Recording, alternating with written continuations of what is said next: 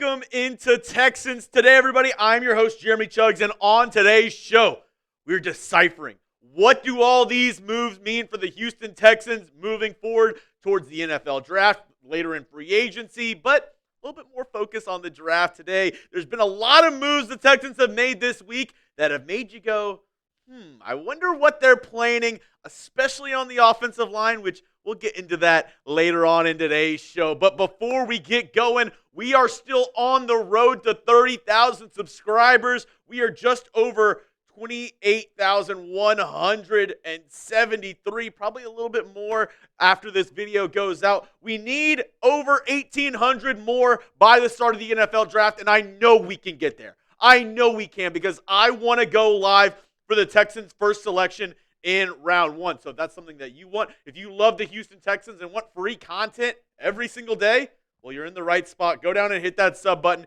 here on Texans Today, the #1 Texans channel here on YouTube. Now, if you have been living under a rock, or maybe you're not subscribed until now, you haven't seen the moves the Texans have made specifically on the offensive line. That's where I want to focus. Cam Robinson signed to a one-year deal up to $14.5, I believe, million this season. He's only played left tackle in his career so far. So it's making me think a stopgap option for the Texans at left tackle this season. I know the numbers weren't too hot for him last year, was with the Jags half the year, then with the Minnesota Vikings, and I don't think he fully adjusted to that new scheme, that new Vikings offense. But Cam Robinson, hopefully he can play well for the Texans this season. And then the newest addition to the Houston Texans is they went out and signed Trent Brown, who I believe will be the Texans swing tackle. Has played left, has played right tackle in the NFL. Another veteran, also has ties with Caserio going back to New England, has ties with D'Amico Ryans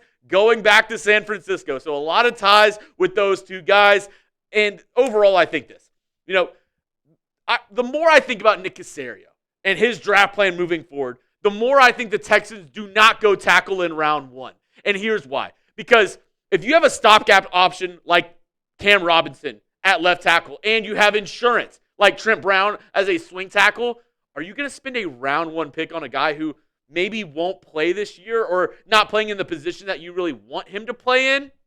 I don't think that'll be the case. I don't think they go a true left tackle in round one. I could see them going an offensive lineman, a guy who has versatility that can play guard and tackle. But for this year's draft in round one, I don't think they go one of those pure tackles. I don't think they go Kelvin Banks. I don't think they go Josh Simmons in round one, namely because I think Nick Caserio has another tackle that he has in his sights. And he's not a round one guy. He's a round two tackle. And I'll get into why that is in just a moment. Before I give you my breakdown on who I think the Texans are already targeting in round two, not even talking round one, round two, go down. Drop the name of the draft prospect you think the Texans should draft. If you were in charge, who would you take in round one? Go down in the comment section. Make your voice be heard. Let me know as this YouTube ad plays. Go down and give me your answer on who the Texans should draft in round one. At this point, I think the Texans go one of three ways with their pick in round one. And I'm going to break down each of those different options for you here on today's show of what I think the Texans do in round one because, obviously it's changed, right? Before we were like, oh, it's a wide receiver. For sure, they have Laremy Tunsil. Well, they traded him away. And then we're like, oh, it's left tackle. And then they went out and signed Cam Robinson. So here are the different options I think the Texans do in round one. Number one, I think a very popular option, one of the top three options that I think they go in round one is they draft an interior offensive lineman, somebody who, like I said, who gives you that flexibility, who is a guard that can also play tackle. And I've been screaming from the rooftops, if I had to put money on it, I think the Texans select Donovan Jackson in round one out of Ohio State, has played every single position along the offensive line, is a tough, gritty guy. Obviously, the Ohio State connection with C.J. Stroud. He's somebody who I could 100% see the Texans taking as somebody who can play guard day one and maybe swing over to tackle if you need it. Number two, Tyler Booker. And I know a lot of people, we've talked about it before. His RAS scores, not pretty. Did not perform well at the combine whatsoever.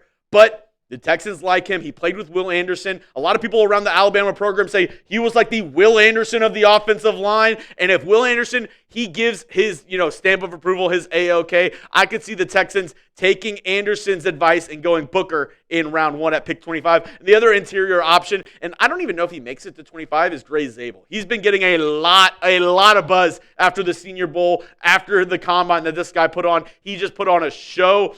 Now, smaller school guys, so we know Nick Caserio, the Texans, they kind of like their big school guys. They like the Georgia. They like the Alabama prospects. But if Zabel's there at pick 25, it'd be hard to turn away from somebody with this skill set, this size, and how well he's performed all the way up into this NFL draft throughout the draft process. So I think, those guys in round 1. But like I said earlier, I think Nick Caserio has his eyes on a certain tackle in round 2 of this year's draft. And if you're on Texans Twitter, you've probably heard this name before, and a lot of people have outlined this guy as a possible target for the Houston Texans. It's Ozzy Trapillo from Boston College. He's such a Texan, right? Like, he has so many different connections and so many different avenues to why I think he would be the Texans pick in round 2, especially if they don't go O-line in round 1, which we'll get to that in just a moment. But I think in round 2, he's somebody that you could almost pencil in for the Houston Texans, especially if they don't take a tackle in round 1. Here's why. Team captain at Boston College. And if we know anything about Nick Caserio, this staff, I talked about the 2 tackles who they signed earlier. Connections matter. Who's the head coach of Boston College? Bill O'Brien. He's also been working with Dante Scarnecchia, the old Patriots offensive line coach who Nick Caley, Cole Popovich say they learned a ton from. One of their biggest, influences in their coaching careers was Dante Scarnecchia. He's been working with Ozzy out of Boston College. Also, Doug Moreau, another guy who's been working with Ozzy as well, and he's great value in round 2. A lot of draft experts love him in round 2, and the RAS scores are off the charts. He got a 9 out of 10, great height and weight, and pretty good, speed, pretty good explosion. I think he could be a really good steal in round 2, and the connections, like I said, there's so many that I think Nick Caserio, this Texans coaching staff, this Texans front office, they love those connections, and they really trust guys that they've worked with in the past. So if Bill O'Brien, if, Dante Scarnecchia give the A-OK, if they're like, hey, you got to take this guy in round 2, he will be your left tackle of the future, I could 100% see the Texans going with him in round 2. Next up, as an option in round 1, especially after what I just told you about Ozzy Trapillo, I think they go BPA in round 1 if they don't go interior offensive line. I think they could say, hey, the value's too good to pass up on one of these guys who could possibly fall to you at pick 25. Matthew Golden out of Texas, Emeka Egbuka out of Ohio State, Jahad Campbell, who he had an injury that happened at the combine. That could push him down the draft board a little bit. Kenneth Grant out of Michigan, Colston Loveland out of Michigan as well, the defensive lineman and the tight end. I think all these guys, if any of these guys are on the board, the Texans could say, hey, they're so high up on our draft board, our big board, we got to take them, especially Emeka Egbuka out of Ohio State. I mean, talk about connections. Your quarterback loves this guy.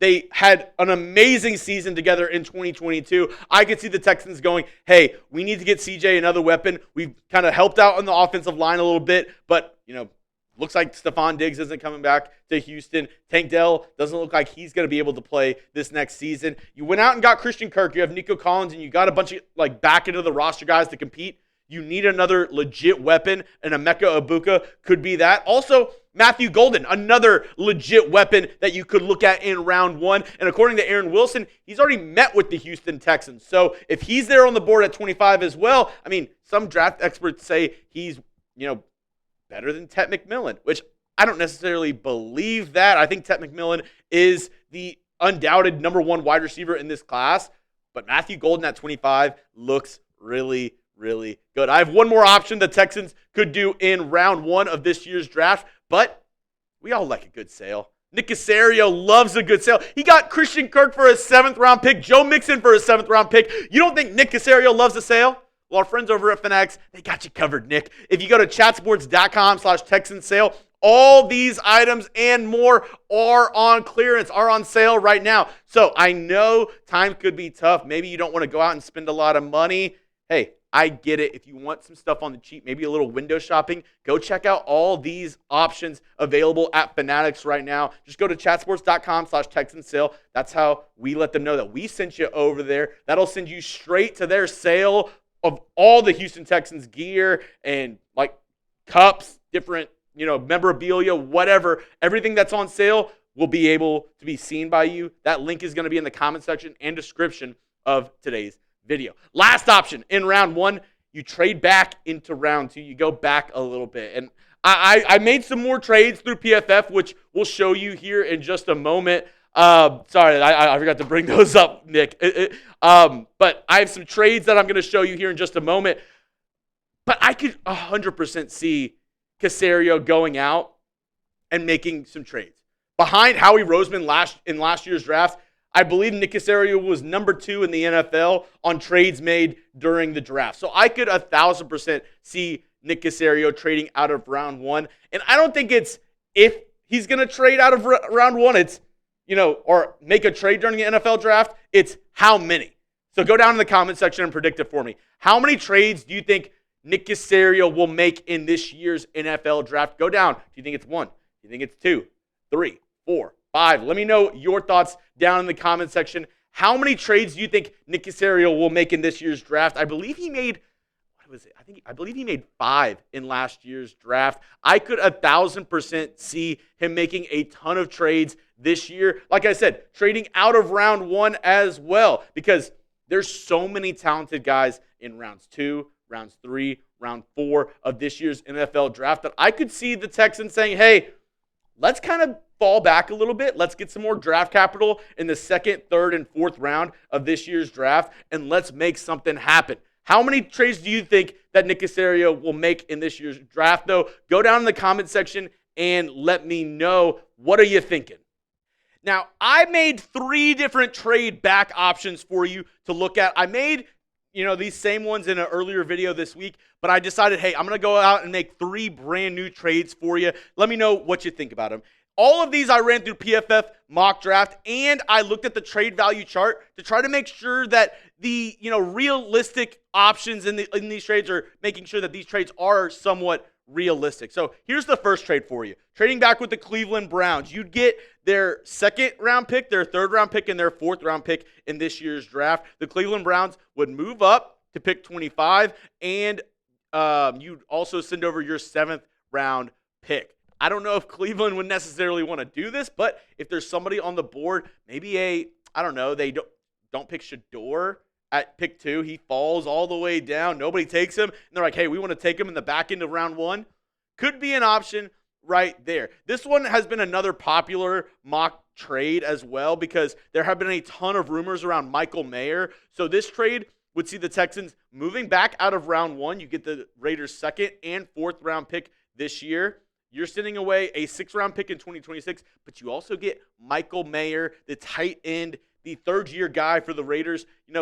I don't know what ends up happening with him in Las Vegas, but if they're trying to move on, he's a very talented tight end, and we know the new OC, Nick Caley, loves him some tight ends. So this could be another trade back option for the Houston Texans. And the third one is with the Dallas Cowboys. You trade back, you get a 2nd round pick, a 3rd round pick, and then you also get a 3rd round pick in 2026. I could see, the Texans trading back with any team that's like, hey, we need a guy. And it might be tough. If Emeka Egbuka is there at 25, there will be plenty of teams calling, and the Texans are going to have to make a tough decision. Do we take Emeka Egbuka at 25, or do we trade back and get a bounty from one of these other teams that's trying to move back into the 1st round? Now, that's all I have for you on today's video, folks. If you want to hit me up on Twitter, go ahead and do so at Jeremy Chuggs. My DMs are always open. And a reminder, if you haven't already, go down and hit that sub button for free Texans content all year long. I got you covered 365 days a year. All you got to do, go down and hit that sub button.